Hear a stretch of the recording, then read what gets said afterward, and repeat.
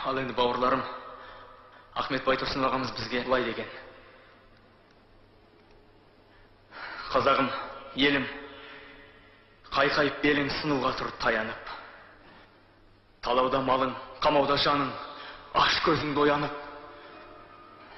Қанған жоқ бәлі ұйқың, ұйықтайтын бар не сыйқың.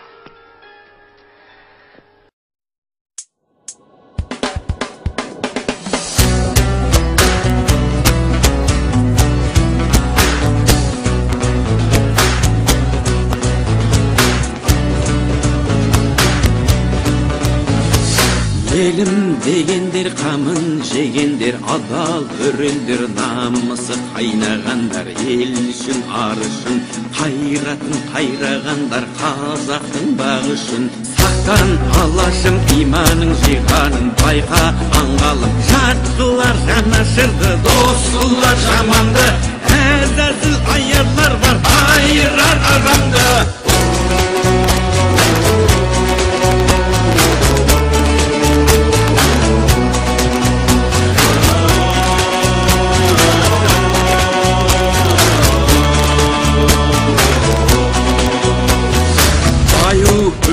Барында сатқандар тою үшінде, тонында арын сатқан құлданған санасы, ел мен жер бізге аманат, алаштың баласы.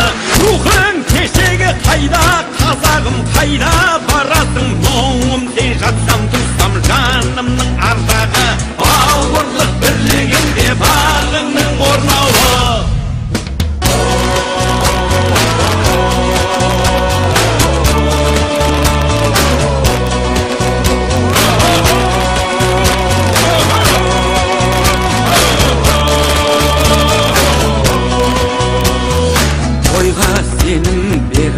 Беледім жемен шеріңе дәруің болсам деп, қуатты шыңыңа қонса ерлер қырандай мұратты.